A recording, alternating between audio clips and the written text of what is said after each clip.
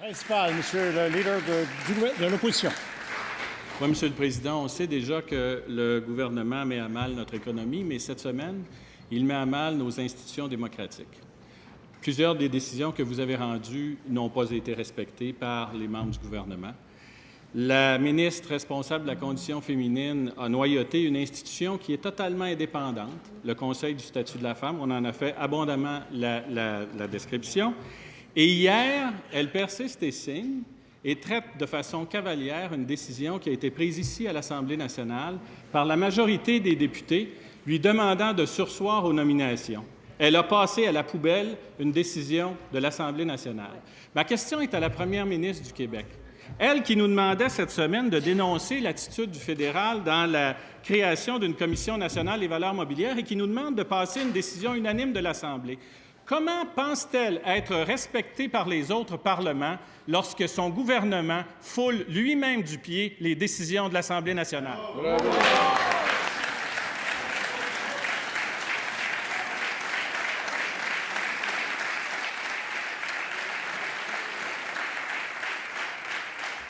Madame la Première ministre.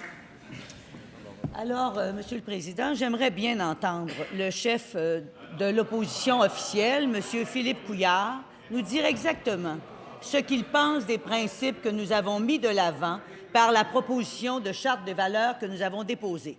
D'ailleurs, vous aurez remarqué, Monsieur le Président, qu'aucune question ne vient sur la question de la charte des valeurs. Alors, je leur demande, est-ce qu'ils sont d'accord avec les principes que nous mettons de l'avant, Monsieur le Président, sur l'égalité homme-femme? Monsieur le leader de l'opposition. Ça, c'est un exemple du respect. Monsieur le Président, je parle du respect des décisions de l'Assemblée nationale du Québec. Elle est la première ministre du Québec. Elle devrait avoir la décence, au moins, de répondre à la question. Bravo.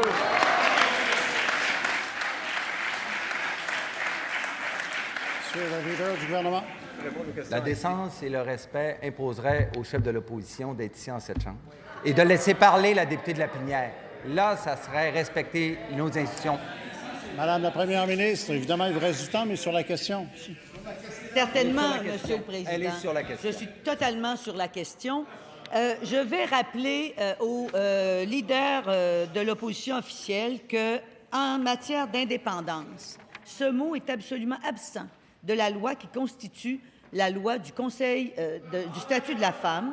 À plusieurs endroits, il est même stipulé que la présidente doit obtenir l'approbation préalable du ministre avant d'agir, notamment pour entreprendre l'étude de toute question qui relève du domaine de l'égalité et du respect des droits.